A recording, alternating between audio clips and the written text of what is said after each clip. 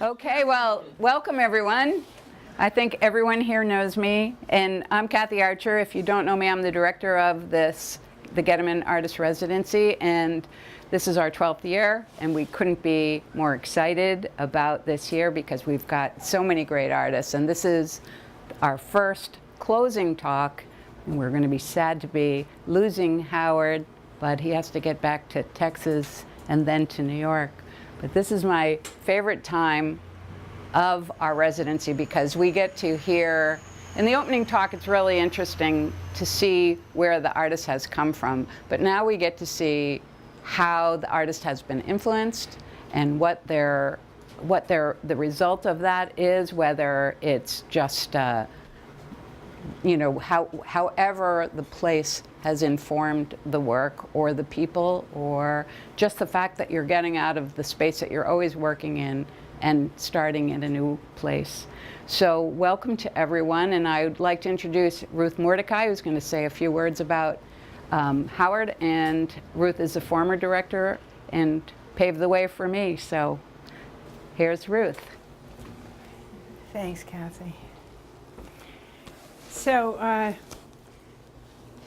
the Goetemann Residency, the Goetemann Artist Residency, as it was conceived by Gordon Goetemann 10, 12 years ago, was a place where we would have an exchange, where artists would come here and we would learn from them, and they would learn from us, and there would be a dialogue, and it would be an enrichment to our community.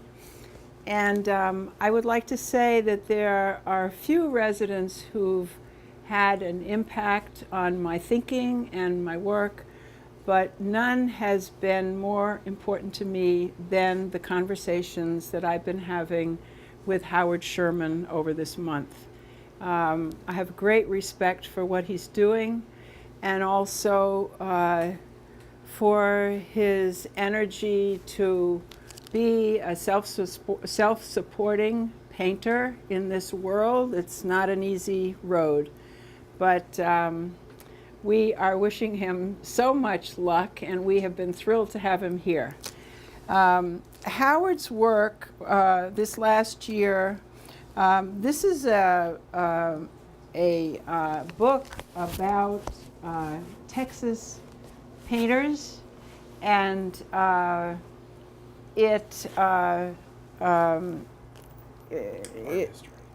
history. It's our history. Art history of Texas painters. 20th century. 20th century. Yes, and Howard's work is on the cover. So you're welcome to look at this later. It will be here, and I give you Howard Sherman. Thank you. And his That was wonderful wonderful. work.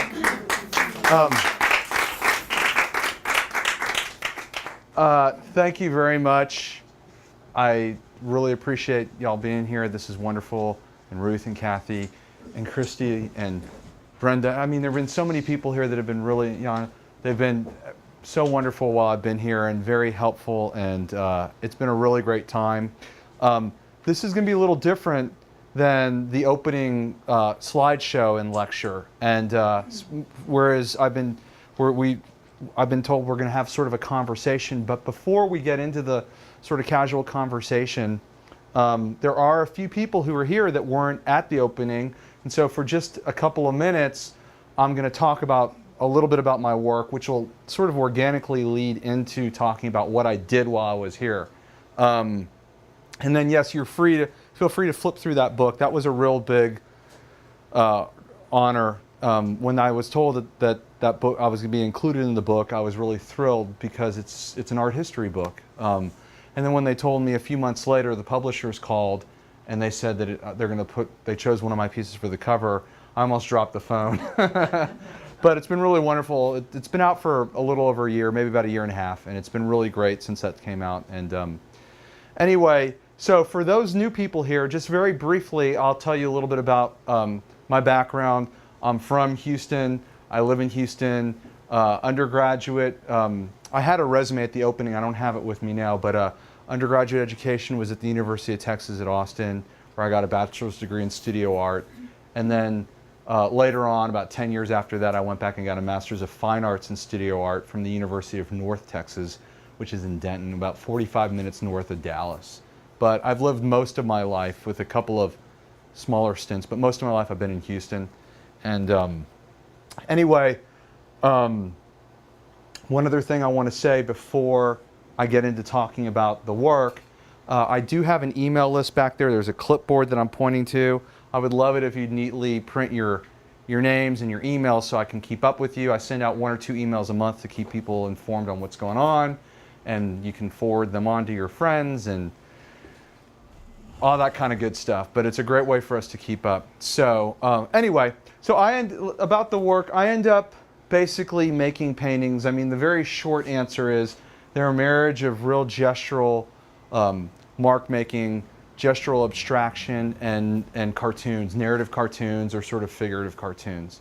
And what's been going on the last couple of years is they're getting a little bit further removed from this sort of all-over abstraction where they were feeling, a few years ago, they were feeling a little bit more like sort of cartoonish explosions. And they're getting a little bit more object-oriented, even though a lot of that stuff that I was doing before is still very much in play now. And as you look around the room, you'll see exactly what I'm referring to. And so I didn't put up everything that I've made. I just didn't have the room. But the ones that I'm pointing to right here, this is a sampling of the new small works on paper I've done since I've been here. And then there's some more small ones over there, back there by the door. I did those right before I got here. And then I've also done these 2 big paintings since I got here.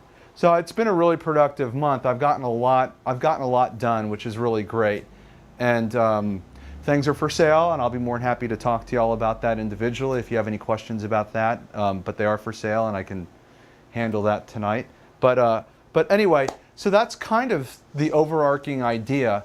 The one other thing I'll mention before we sort of get into the conversation is another new, very important recent development in the work is this sort of more overt collaging. And what I've been doing is cutting up old paintings and pieces of canvas and using them as a mark-making device and collaging them into the painting surface. And before I came to the residency, I was working on a body of work that I'm continuing on since I've been here, where I'm kind of creating these loose canvas sort of draping paintings, you know, with the intention of when I get home punching some grommet holes in the corners, and you just hang them off a couple of nails on the wall. What's happened is there's sort of a reiteration of the material itself that I'm really interested in, that's been going on recently, and it's kind of based on not just the smaller works that you see, but also this really paper collage-y type stuff that I was doing before. And I point to the book because the piece on the cover of the book, and there's a couple of examples in the book of where that comes from. So the surfaces got very sculptural for a while, very volumetric, very tactile and three-dimensional, and then things sort of flattened out a little bit again. And but I'm still very much interested in interrupting the surface in that way. Anyway, that's it. I know I've been told this is a conversation and not me going on and on and on, but I felt like I needed to sort of get that out there because there are some new faces that I didn't remember from a month ago. So anyway, let's talk. Or I can keep talking. That I'm good at. But so if anyone's got questions or comments, or you love it, you don't, I'm okay with all of it. I have Ruth. Well, say something about the small pieces, and you know, are they coming first and then they're leading you into something larger, or you know, would you ever like start a large piece and then stop it and do some small ones and then work back into it, or what's the connection of all that? Right. There's a couple of questions in there. The first one is the big stuff informs the little stuff, and the little stuff informs the big stuff. And I'm actually going to stand for a minute because I think clearer sometimes when I'm on my feet. But the big stuff informs the little stuff, and the little stuff, they go back and forth. What happens in the studio, whether I'm here or I'm at home, is I I'm always working on the little ones while I'm working on the bigger ones, and the bigger pieces tend to take a lot longer. I know what I mean by that more specifically is I know whether the smaller ones are working much quicker than the larger ones. They resolve themselves. They're either really winning or really losing much quicker. And what I've realized is over the years they've become kind of like a more advanced sketchbook for me. I don't keep a sketchbook anymore, although I totally recommend it, and I should. Maybe I should. Maybe I shouldn't. But I think there's no losing. It's like drawing. There's no losing when you draw. There's no losing if you keep a sketchbook, right? But because of the faster pace of the little ones, they've sort of become that sort of a device for me. And although when they're finished and they're fully resolved pieces. But yeah, the big things have definitely been influenced by the little things, and the little things have been influenced by the big things. And the other thing that tends to happen is the palette that I'm working with on the big ones, I tend to use whatever I've mixed up as far as paint goes. I'll use that while I'm working on the little ones. So any given day, there's 6 or 9 small sheets of paper on the wall, so literally on the wall behind me at home or the wall next to me here, that I'm working on at the same time. I'm working on them simultaneously. And I hope I didn't kind of ramble there too much or go on too much, but hopefully that answered your questions, you know. I have a real, as far as the work goes, the making of the work, I can sometimes be a little bit impatient, and I try and use that to my advantage. I'm not impatient when it comes to the thinking and the intellectual rigor behind the work. I can kind of sit there and stare for a really long period of time, but I really tend to lose interest if I feel like I'm doing something in the work that's incredibly tedious or obsessive compulsive in a certain sort of worker bee way. You know, I like sort of the spontaneity, and that's why there's this sort of gestural component going on in the work, you know. But there is a lot of formal rigor in the work that takes a lot of thinking, and that's where you get these sort of compositions from. Not everything is, I mean, clearly not everything's just fly by the seat of your pants, but I want them to feel like I've sort of captured a little bit of lightning, or not a little bit, I want them to feel like I've captured lightning in a bottle to a certain extent. You know, I want them to feel fresh and not terribly labored, whether it's large or small, you know. So, do you have a question? I do. Yeah. If we had a time lapse of you making this painting, what would we see? A lot of nudity and obscene gestures. I'm kidding. I'm not kidding about the obscene gestures. But you know, you need a little ventilation, right? Yeah. No, I'm kidding. I can't help myself sometimes. Y'all ask these questions, I get all wound up. We're not complaining. Yeah. So what was the question again? We had a time lapse of this painting's creation. What would we see first? Probably me, a lot of me, actually, to be quite honest, a lot of me sitting and staring and thinking. There's a lot of thinking, and there's not nearly as much frenetic activity. Like if you look through the book, some of them feel really bombastic. This is probably less so, but there's really a lot of thinking. I find it a very intellectually rigorous activity. It's almost like solving a puzzle every day. It's probably why I do it, you know. I was just thinking about that the other night. I think I was talking to Christy about that, or somebody. Maybe it was Ruth. I don't remember. But I like that. I like that kind of rigorous conversation, which is somewhat involves a formal discourse, how to formally solve them based on all those sort of fundamental principles that, you know, like composition, line, shape, form, color.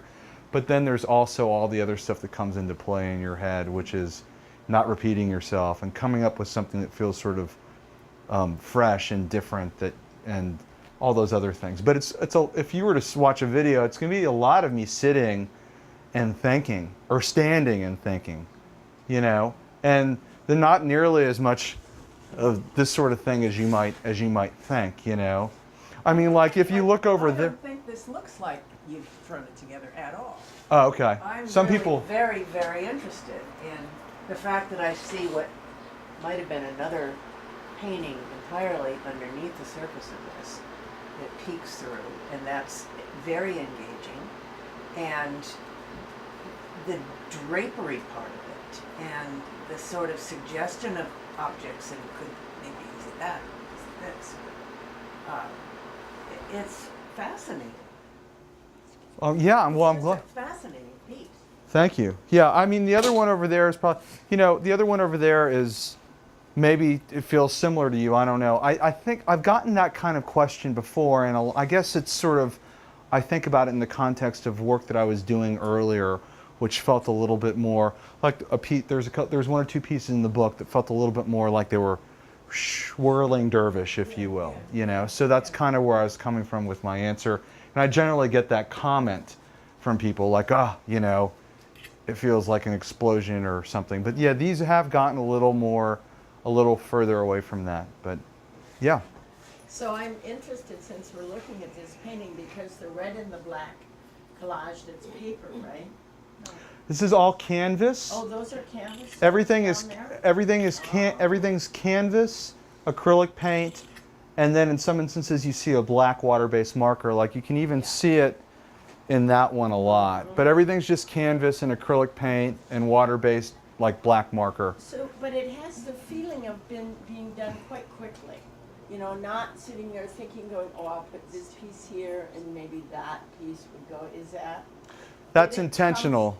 Well, there's a lot of thinking involved, but I want them to feel, yeah. I mean, they're not, So I don't. even though it feels that way, that isn't how you actually did it, is what you're saying. The thinking part is probably more labored than I care to admit.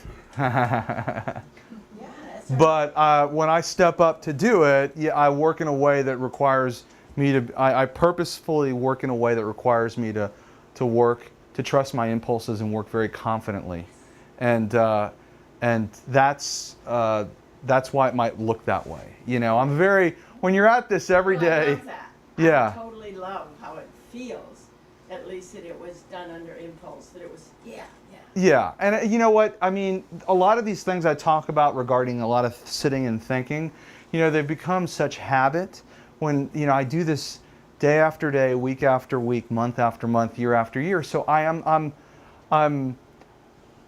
when I'm physically acting pretty quickly and spontaneously, and probably more so than a few years ago. I'm right out of graduate school, certainly I'm just working very confidently. And if something's not working, I don't treat it too preciously. Maybe a few years ago I was a little more precious about it. I rarely take pictures anymore with my phone of anything I'm making, because what I've realized too is that, if the good ideas bubble up from the subconscious to the conscious in a repeated manner, and if they're really of value for me, they'll keep coming back around. Exactly. And but I had to sort of work my way to that through just making work every day, all the time. But there was a point, I very vividly remember just a few years ago, there was still a point where some things, ooh, that was a great little move. I got to hold on to that. I got to be real precious with it. And what I would realize on down the road is that little passage or that little move was really cool, but the whole thing wasn't working. And it reminded me of what a professor of mine in graduate school had said: you got to be ready to kill your babies. But what he meant, it's a sort of a graphic thing, a harsh thing to say, but what he meant was, you got to remember it's about the whole piece and not just one passage in the piece. And that's sort of where I'm coming from. They're all very rooted in drawing too, and so that kind of, and more specifically, they're all really rooted in form and spontaneous gestural mark making. So I kind of trust my mark. I trust my hand that way to. I just love it. Thanks. The other thing that I don't talk about that much, and I probably should be talking about it more than I have now that I'm thinking. Again, I'm starting to think out loud as we talk, but color combinations are a real turn on for me, and they're actually become more and more of a conscious starting point than they ever were before. And there was a little piece I was working on earlier today that I'm not going to show y'all because it's not done, but there was a really dark navy blue. I cut the navy blue with a little bit of burnt sienna. I got this really deep, dark, rich, dark blue, a little bit like your denim, but a little bit a little darker. And I had some straight out of the tube iridescent bronze or iridescent gold, and there was a really wonderful color combination going on there that I got real excited about. But the piece itself wasn't really working. It's not working yet, but that's sort of been a new thing. Like this little one right here, dead center, which is it's actually, there's more brown in there than it looks like in the light, but let's just call it orange and black for the sake. You know, I really like the way the gestural marks were working in that, and I like the shape, the more oval shape, and the way it dried, and everything about the color combinations and the passages, the unmixed passages within it. But for a little while, it wasn't working as a piece, and I almost cut it up, and then I kind of smacked that Cyclops eye in the middle of it, and it started to really work quite well the way it was, and I really like it. So also, you're not gessoing your canvas. I actually am. Most of it is here. Oh. And what happened was with that one over there, I don't know if we can pan around. I started it not sure whether I was going to do another sort of hanging one, because I thought, well, maybe I measure it off and I do like I've done at previous residencies where I'll leave a border and you can stretch it around a wooden stretcher frame when you get home. And then as I kind of kept grooving with it, and I might have been making this sort of move while I was standing here, I don't know. Depends on what I was playing on my iPod, on my phone. But I might have been doing that. But I started to realize it felt like I needed to sort of keep rolling with that sort of loose work that I had started before I got here. And so most of it's gessoed, but because it's all acrylic, there are a few areas where the acrylic went into areas of raw canvas. And I actually, in small passages, not that very many other viewers are going to appreciate this, but I like the way a little bit of it catches the tooth of the raw weave of the canvas, just in small passages. But generally, most of it has to be primed in order for me to sort of get the surface going the way I want it to. So it's not about so that it'll last and it won't disintegrate and the colors won't change and all of that. Well, I'm Just how it's not working. terribly concerned using acrylic paint about that issue. Okay. I use a little bit of oil paint sometimes at home, but I primarily use water-based paints. And I've been working with really high-end, high pigment count paints recently. I switched over to this Novus stuff that's over there.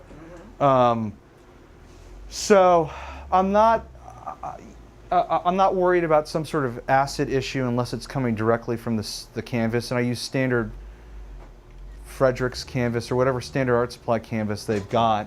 But I'm not really worried about that.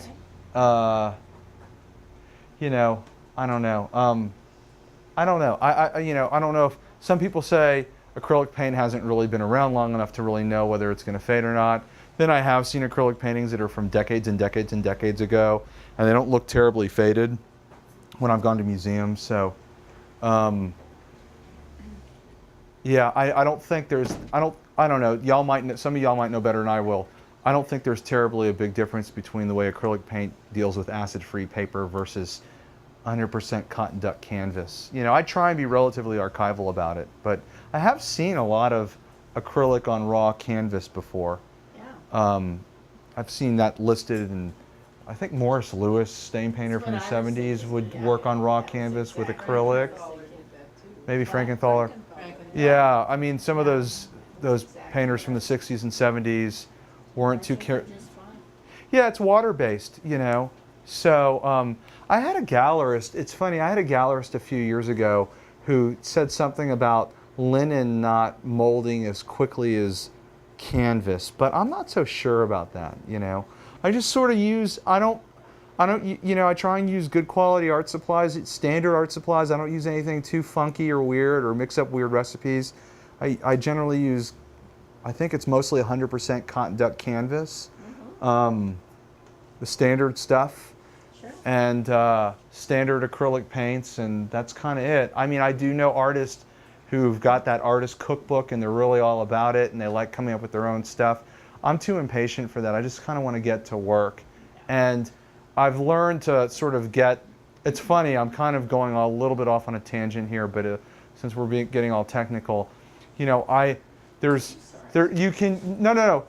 one thing I want to say is, you know, I know a lot of people who are still very romantic about oil paint, and they can get certain effects with oil paint that they can't get with acrylic paint, which I've actually seen people with all these newer mediums by Liquitex and probably Nova and high-end acrylic paint companies who have been able to use these mediums to get their acrylic paint to sort of do what they want it to do, the way the way oil paint historically has worked. And you know, I'm not, the way I work and what I do, like there's a lot of flatness and a lot of opacity to passages in my paintings, and I get depth of field through larger value shifts generally.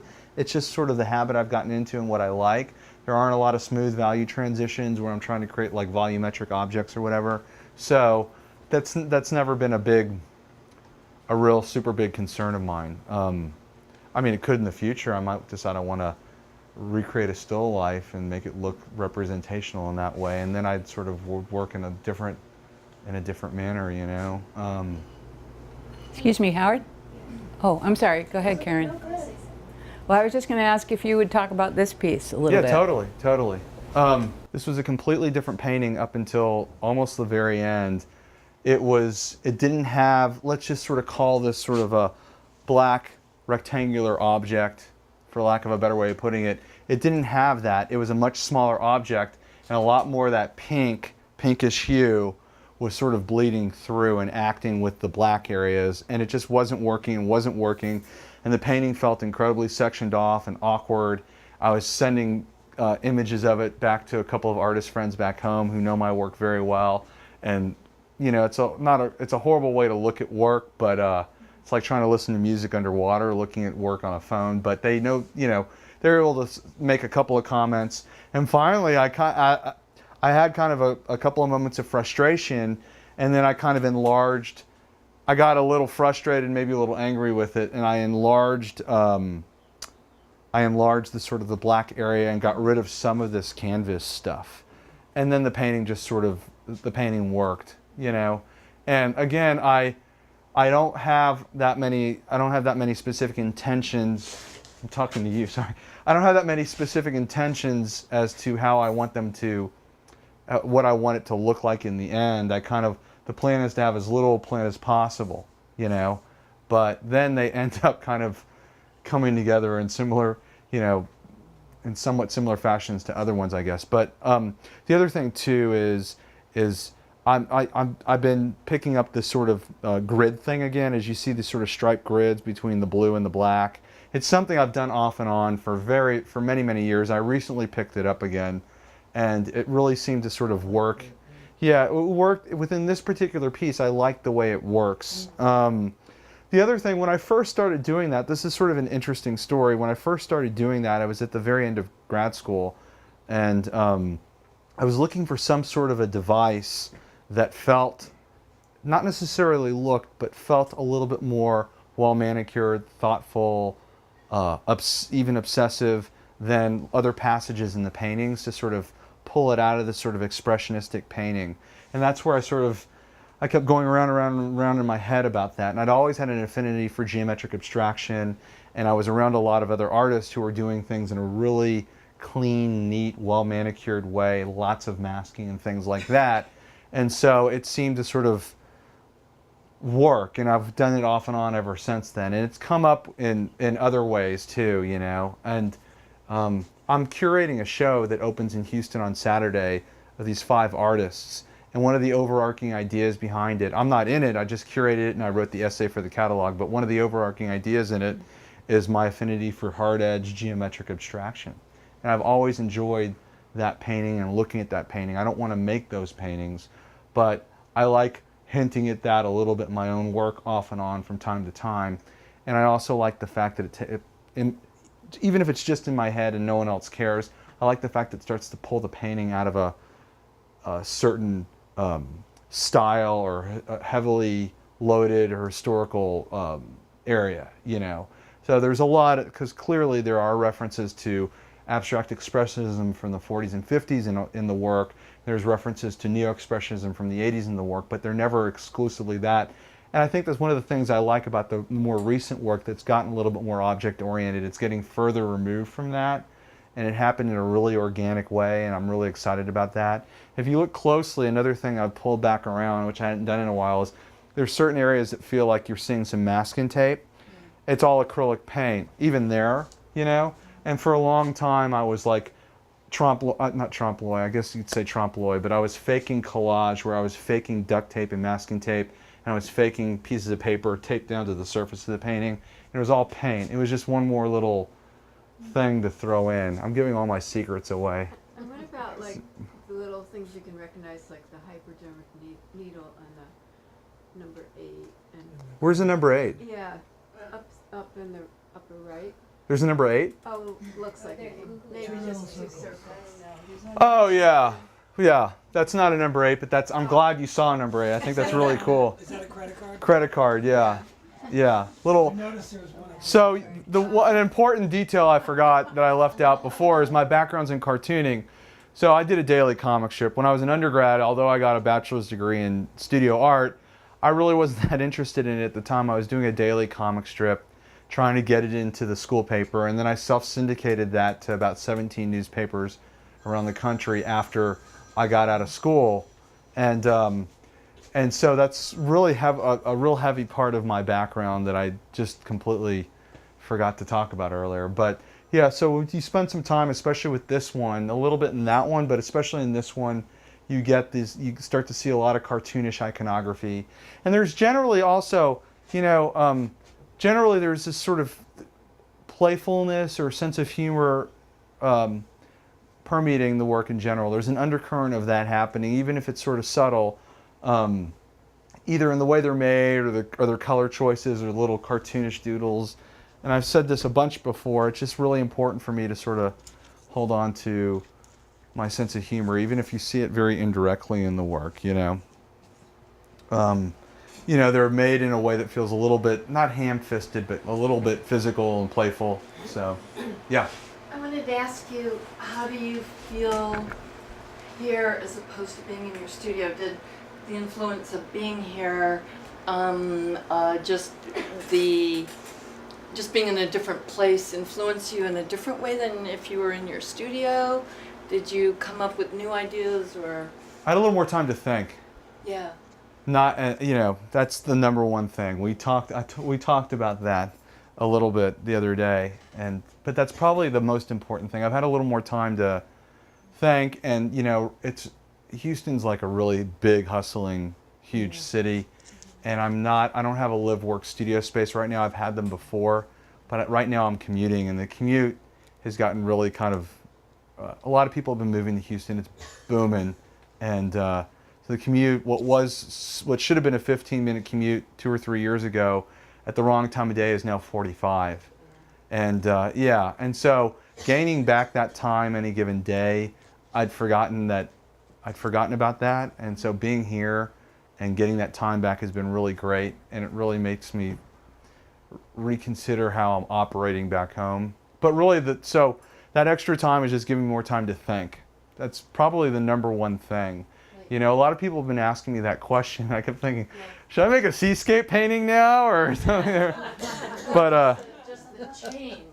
yeah, change is good, and you know, being in a new place and having new conversations has been really great. You know, and probably having a little more time to think. I'm in kind of a period right now where I think some things are going to be changing the way I operate. You know, as far as career and things like that. So it's giving me a lot of time to think about that stuff. You breezed over the way you like to create depth of field in your work by creating larger areas of something, and I missed it.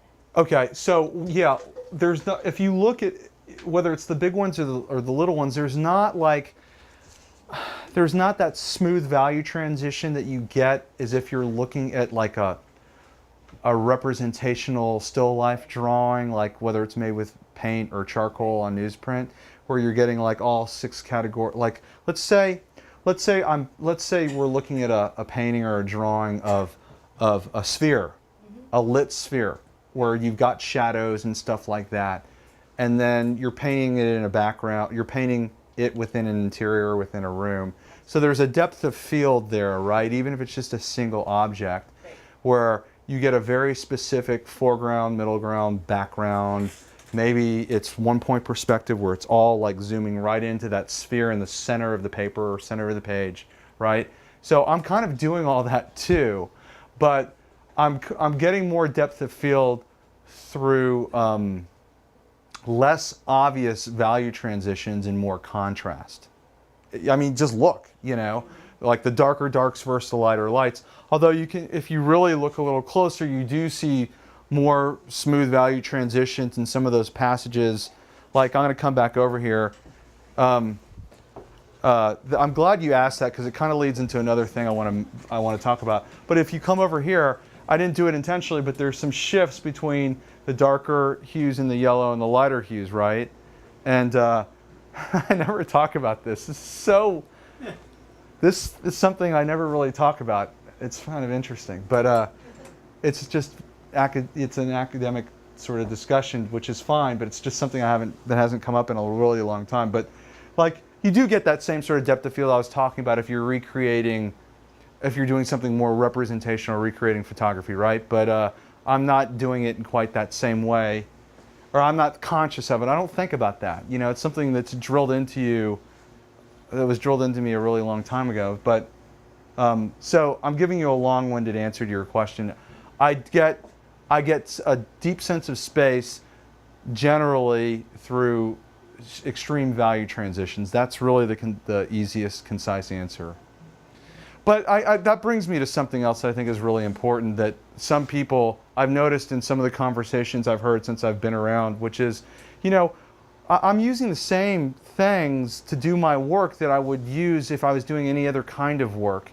You know, like all those formal fundamental things you learn in drawing 1 and drawing 2 and design 1 and design 2 when you're an undergrad, they apply to what I'm doing here now. It's all the same stuff. And I think these labels, the show that I'm curating back in Houston is kind of about this. It's been online. These sort of terms of abstract versus representational or whatever are not totally accurate all the time. They're almost like marketing terms or terms that help people, basic terms that help people have a common vocabulary to a certain extent, but sometimes they very much get in the way, you know? And like, I'm not thinking about things that differently than if I was like recreating photography with oil paint. If I was gonna like get a photograph, take a picture of what's out the window and make an oil painting of that, or an acrylic painting or a drawing, the fundamental principles behind that aren't really that different than what I'm doing here. It's all the same stuff. I'm just working, I'm just choosing to make something else, you know? And I think those designations are really for art historians. They're not for artists. yeah, I would agree, you know? I mean, they can be helpful as common vocabulary terms, but they can also be a bit of a hindrance, you know? So, does that make sense? You know, I mean, if you just look at that value, the value scale, you know, in any art book, from the darkest dark to the lightest light, you see what I'm saying. Yeah. To what extent is any of any symbolism or any sort of metaphorical read in any of this in it, or is it important to you at all? You talked about your background as a cartoonist and doing some, you know, recognizable imagery with that, but to what extent in the work that you do generally is there another level of meaning or symbolism or anything like that? Well, what I get from it is one thing. What you bring to it can be something else, you know. So I'm not really sure if I'm answering your question. I mean, I have like very specific iconography in the work, and there are very specific representational things in the work that are usually kind of charged and loaded, and have a little bit of bite to them. And there's actually a lot of things in the work where I'm kind of leading you down a road, right? But I'm not spelling it out for you, and that's why I kind of am not, you know, that interested in recreating photography or something super representational. You know, I like to leave things a little bit open-ended, but there's still you look at them and you see a lot of purposefulness and a lot of intention. So I don't know if that totally answers your question. You know, they sit somewhere uncomfortably in the middle between really giving you every adjective, noun, pronoun, verb, and going somewhere more vague. Yeah, I guess you know. just you know, is it purely abstract expressionistic? You know what you do. It's very gestural. It's very very physical. It's very much of the form and of the color and of the space and of the depth and of the formal elements of it. So I guess I'm asking: is there another layer in your mind? Yeah, I actually find, like, especially this new work, very figurative.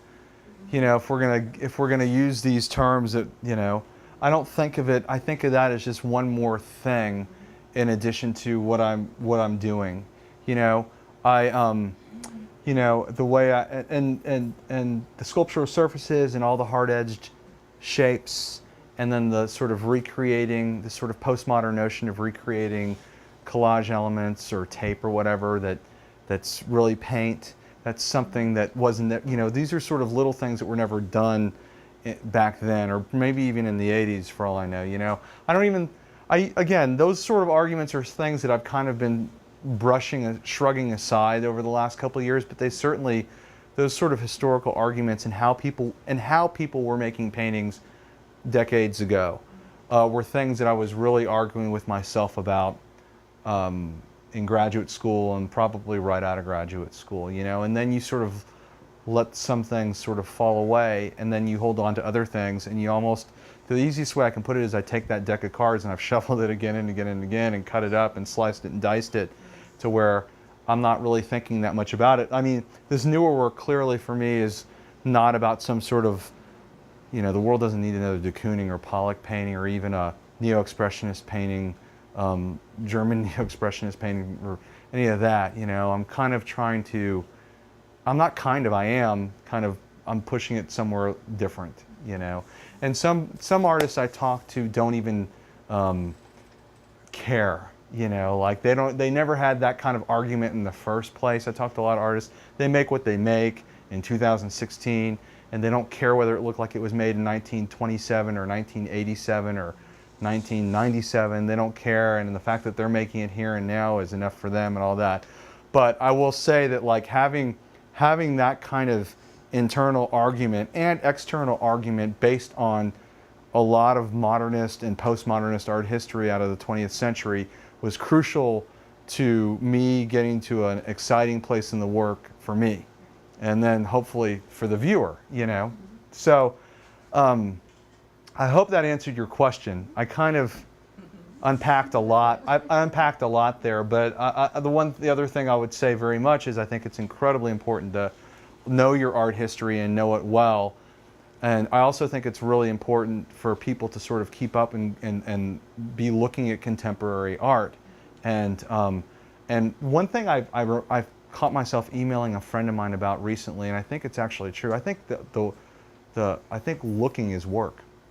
The really looking and thinking and then talking to people about it requires a lot of effort, and a lot of people get comfortable and they don't do that.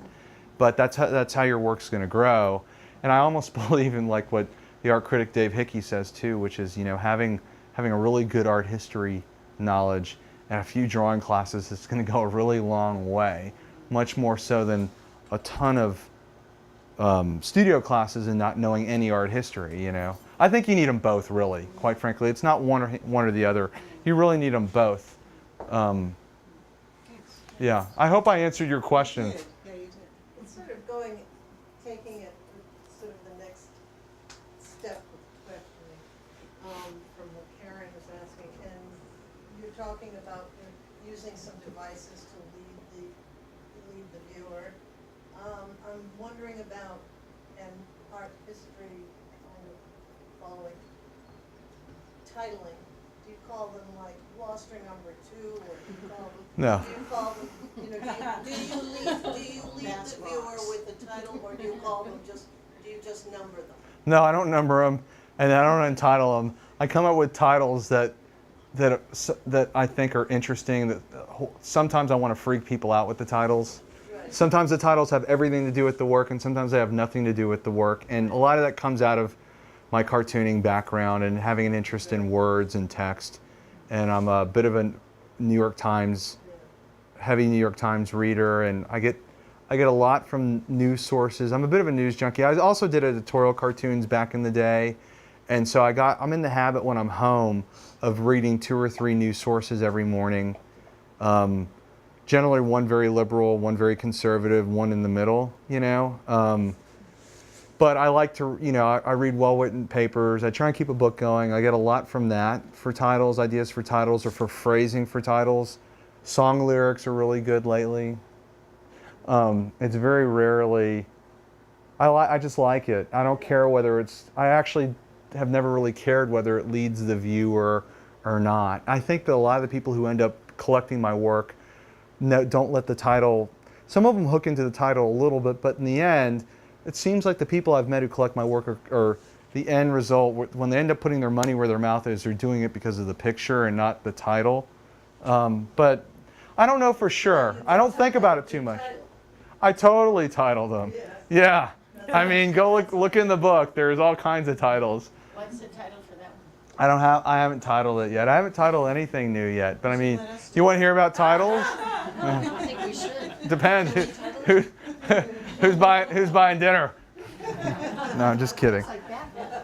Angry Batman. Yeah. You know, also, Howard has a really interesting website, and he has a video on it. So if you want to see him working in the studio, you can just go to Howard Sherman, Google it. Is your clothes on? Yep, he has clothes on. Actually, it's a very exciting. Somehow I don't think that's going to stop you. It's okay. We're all friends here. It's cool. I'm not going to judge. Yeah, I did. Yeah, I have a YouTube channel, and you can go to the press page on howardsherman.com and it lists the videos and stuff. And Well, we're about to give you a rest. Well, everybody, I'd just like to say thank you so much to Howard Sherman. He's done such a wonderful job for us, and I don't know if anyone has any further questions, but we have some refreshments if you'd like to stay for a little while and maybe talk with Howard privately. But let's all give a hand for a great closing. thanks for coming. Thank you. Thank you. Thanks for coming, and yeah, I'm around.